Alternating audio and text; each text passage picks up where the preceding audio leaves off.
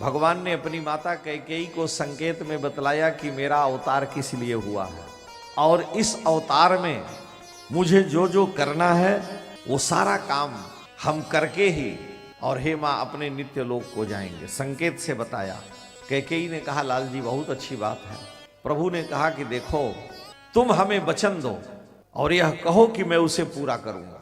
कैकेयी ने कहा अगर आपने माताओं के बीच में, भाई 350 से अधिक माताएं हैं, 360 मातु रघुबर के, ऐसा लोग गाते हैं। वाल्मीकि में भी लिखा है दशरथ जी की 350 से अधिक रानियां थी और सबके बीच में प्रतिष्ठा। चित्रकेतु राजा की 1 करोड़ रानियां थी, ये तो 350 है, लिखा है भागवत में, हम अपने मन से नहीं कह रहे हैं। राजा हैं, समर्थ हैं, उनको विवाह किया वंश के लिए, नहीं हुआ फिर क्या करें, विधि का लिखा है।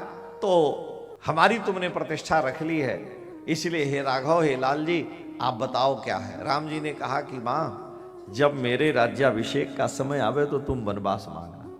यह सुनते ही कैकेयी लाल जी को लिए लिए धड़ाम से गिर गई रामलला। भगवान छाती पर उनके बैठे थे, गोद में थे, मैया को सहलाया। कैकेयी घोषा कहा ये आप क्या कह रहे हो, मेरे प्राण नहीं रहेंगे। भगवान ने कहा कि मैया ऐसा मत समझो, मेरा इसीलिए आगमन और मेरा कार्य है तो तुमको सहयोग करना होगा। कैकेयी ने कहा कि मेरी वाणी से यह शब्द निकल नहीं सकता है, मैं तुमको वन में भेजूं तुम्हारे राज्याभिषेक के समय में। भगवान ने कहा कि फिर रोने लगे तो कैकेयी फिर व्याकुल हो गई, कहीं नहीं, बताइए क्या है। भगवान ने कहा ये वचन दो। कैकेयी ने कहा अगर मैं माँ हूं, मेरा हृदय वात्सल्य रस से माँ का हृदय भरा रहता है, तो कैसे मैं ऐसा कर सकती हूँ। राम जी ने कहा इसकी चिंता तुम छोड़ दो, पहले वचन दो। मेरे कार्य का संपादन करने में किसी एक को रखना पड़ेगा और उसमें लिखा है क्रिया शक्तिस्तु कैकेयी। आनंद रामायण में कैकेयी क्रिया शक्ति है, उपासना तो सौमित्रा, सुमित्रा उपासना शक्ति है और ज्ञान शक्ति भगवती कौशल्या है। तो ज्ञान शक्ति कौशल्या है, उपासना शक्ति भगवती सुमित्रा है, इसलिए उपासना में समर्पण है, दोनों पुत्रों को समर्पण कर दिया।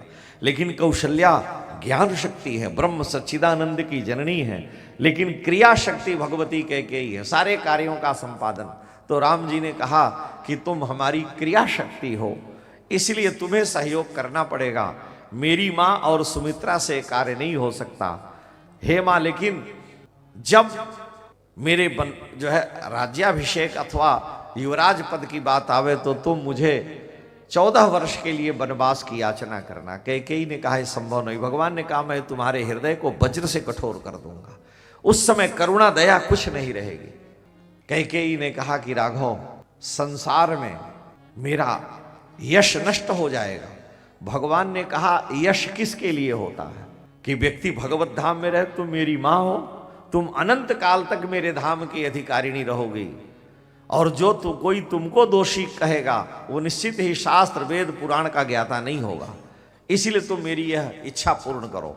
तो कैकेयी भगवती के हृदय को भगवान ने वज्र से कठोर कर रखा है और वो सारे लोकापवाद को सहन करती हैं। किसी ने कैकेयी का चरित्र लिखा है और उसने विशिष्ट महात्म कैकेयी का वर्णन किया है कि यह सामान्य नहीं है। कैकेयी ने राम राज्य की स्थापना के लिए, राम जी के मंगलमय यश कीर्ति पताका को दिग दिगंत में फैलाने के लिए विधवा होना स्वीकार किया। पुत्र के वियोग को अपने पुत्र भरत के द्वारा कैकेयी का परित्याग कर दिया गया है, यह भी स्वीकार किया। लेकिन मेरे प्रभु, मेरे नाथ का यश दिग दिगंत में फैले, भले ही मुझे संसार गाली दे, मुझे कोई चिंता नहीं है।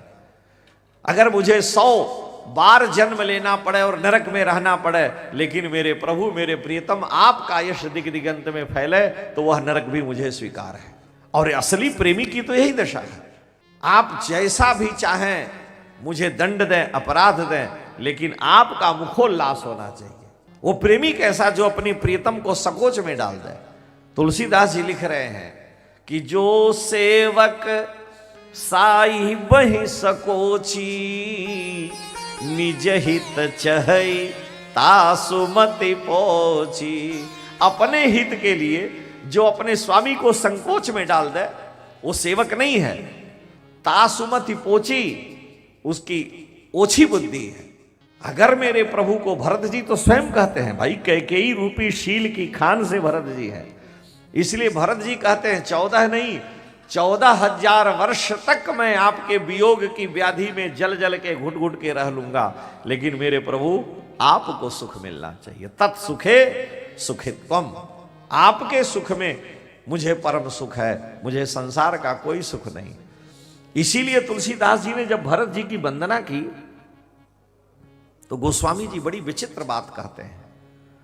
श्री रामेश्वर दास रामायणी जी का भाव वो कहते हैं, तुलसीदास जी लिख रहे हैं कि बंदौ प्रथम भरत के चरना, जा सुनेम व्रत जाइन बरना। बहुत से लोगों की वंदना की है, बाद में भी आगे भी, और प्रथम कह रहे हैं, यानी भगवान के भक्तों में सर्वप्रथम अगर कोई है तो भरतलाल जी है। राम जी के प्रेमियों में भरत के समान कोई प्रेमी नहीं है, इसलिए बंदौ प्रथम, प्रेमियों में सबसे श्रेष्ठ प्रथम जो भरत हैं, मैं उनकी वंदना करता हूं। बंदौ प्रथम भरत के चरना, जा सुनेम व्रत जाइन। जिनके नियम और व्रत का वर्णन नहीं किया जा सकता, मुनिमन अगम जप नियम शमदम विषम व्रत आचरत को, होत जन्म न भरत को। तो ऐसे जो भरत जी महाराज हैं, जा सुनेम व्रत जाई न बरना, उसके आगे तुलसी कह रहे हैं विशेषता क्या है भरत जी की, तो कह रहे हैं राम चरण पंकज मन जासु, लुबुध मधुपैव तजैन पासु। भरत जी राम चरण पंकज, श्री राम जी के चरण मकरंद, राम जी के चरणार बिंद के ऐसे प्रेमी लुबुध मधुप हैं। मधुप माने भौरा, लुबुध माने लोभी भौरे हैं। राम जी के चरण कमल पराग का आस्वादन करने वाले भरत जी कैसे हैं? लोभी भौरे हैं।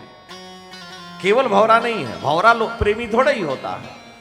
भौरा कहां प्रेमी? एक पुष्प का पराग लिया, उड़ के दूसरे पर चला गया, उसका पराग लिया तीसरे पर चला गया, तीसरे का पराग लिया चौथे पर। तो भौरा तो कमल पर मडरा मडरा करके अनेक से प्रेम करता है, लेकिन तुलसी कह रहे हैं इसीलिए भौरा नहीं, लुबुध मधुप है, लोभी भौरे हैं। श्री राम जी के चरण कमल पराग का आस्वादन करने वाले इतने अनन्य हैं कि उनका मन और कहीं जाता ही नहीं। इसीलिए तुलसी कह रहे हैं कि राम चरण पंकज मन जासु, लुबुध मधुपैव तजैन पासु। श्री कृष्ण भी मधुप हैं, श्री कृष्ण भी को भी भौरा कहा गया है, प्रभु श्री कृष्ण को। लेकिन वो कैसे मधुप हैं, कैसे भौरे हैं?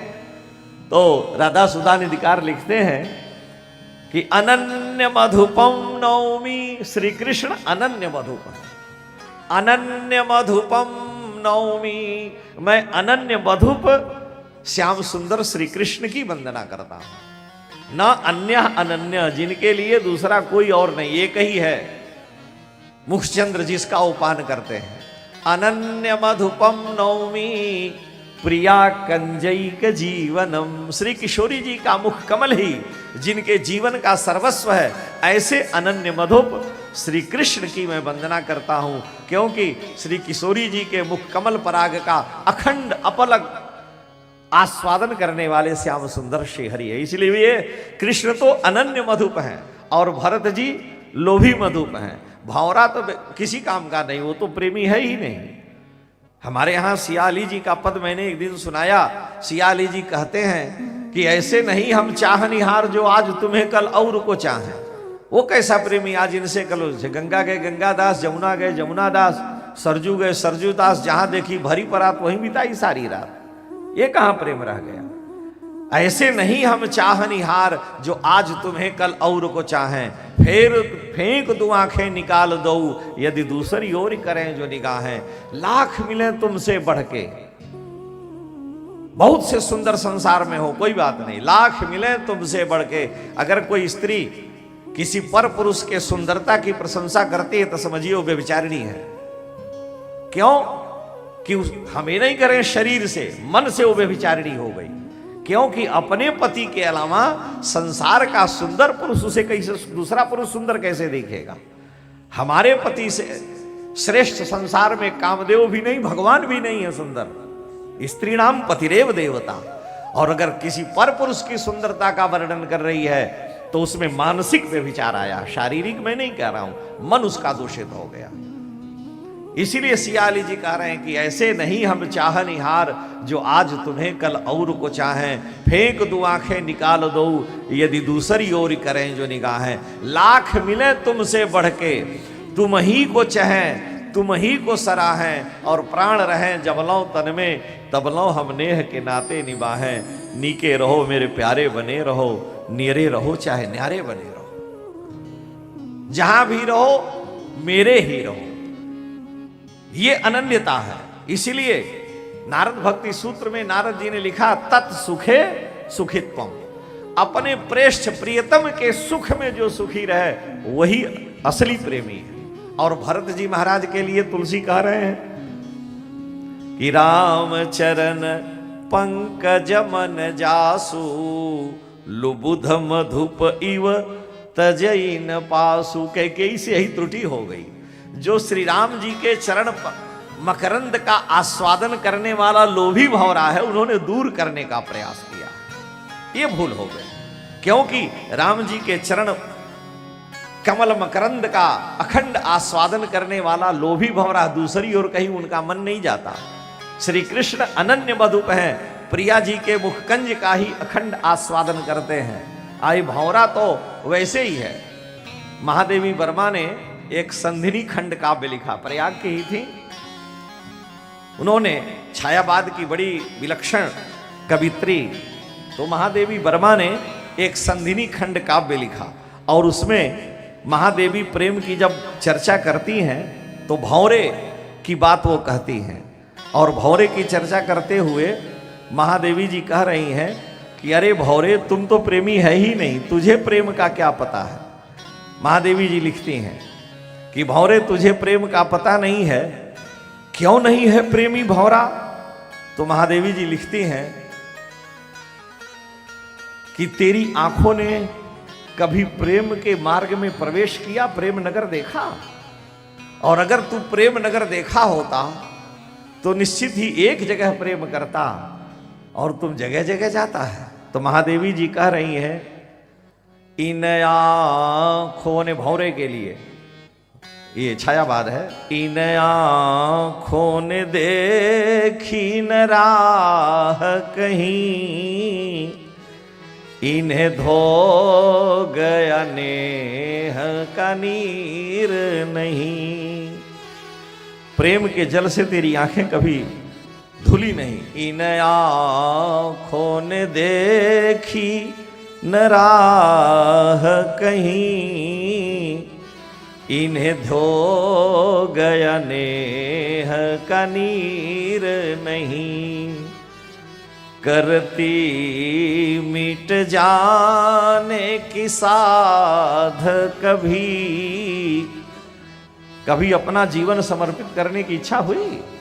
करती मिट जाने की साध कभी, इन प्राणों को मूक अधीर नहीं। अरे भौरे, अली छोड़ी न जीवन की तरनी। जीवन रूपी नौका को हे भौरे कभी नहीं छोड़ा। कहाँ? अली छोड़ी न जीवन की तरनी, उस सागर में जहाँ तीर नहीं। और समुद्र का किनारा है, लेकिन प्रेम के समुद्र का कोई और छोर नहीं है। अली छोड़ी न जीवन की तरनी, उस सागर में जहाँ तीर नहीं। कभी देखा नहीं वह देश जहाँ, और सब कुछ तुमने देखा। कभी देखा नहीं वह देश जहां प्रिय से कम मादक पीर नहीं। प्रियतम के मिलन की जो दिव्य पीड़ा है, जो मादकता है, तुमने कभी देखा? इसीलिए कह रही हैं कभी देखा नहीं वह देश जहां प्रिय से कम मादक पीर नहीं। अरे भंवरे, तुमने प्रेम के समुद्र में कभी अपने जीवन रूपी नौका को डाला ही नहीं, तो वो क्या समझेगा प्रेम। इसीलिए गोस्वामी जी जब भरत जी और आचार्य जब भगवान कृष्ण की बात करते हैं तो श्री कृष्ण में भी अनन्य मधुपम नौमि, और भरत जी के लिए राम चरण पंकज मन जासु लुबुध विशेषण दे देते हैं। लुबुध मधुपैव तजई न पासु। अच्छा देखिए, भौरे बेचारे का भी कोई दोष नहीं है, करे तो क्या करे, भौरे का भी दोष नहीं है। कमल में उतना पराग है ही नहीं कि भौरा अनंत काल तक उसका पान करता हुआ तृप्त हो सके। लेकिन लुबुध मधुप श्री भरत जी हैं और अनन्य मधुप श्री कृष्ण हैं। भरत जी श्री राम जी के चरण कमल पराग का अनंत काल तक आस्वादन करें तो भी खर्च होने का कोई सवाल नहीं है, इसलिए लोभी मधुप हैं। और श्री कृष्ण श्री प्रिया जी के मुख कमल पराग का अनंत काल तक आस्वादन करें, वहां कभी घटने का सवाल ही नहीं, क्योंकि वो तो अनंत लोकों की अधिष्ठात्री हैं। ठाकुर के चरण अनंत अनंत ब्रह्मांड के स्वामी हैं, वहां वृद्धि ही होती है, वहां ह्रास का कोई सवाल ही नहीं है। इसलिए तो ये लोभी है, वो अनन्य है। लेकिन भौरा बेचारा क्या करे, उसका भी दोष नहीं है, करे तो क्या करे। महादेवी जी ने लिखा, तो ऐसे जो भरत जी हैं, राम चरण पंकज मन जासु लुबुध मधुपैव तजई न पासु, उस भरत जी के भावों को, हृदय को कैकेयी अम्मा ने गड़बड़ा दिया। वो जान नहीं पाई कि भरत के हृदय में कितना प्रेम है।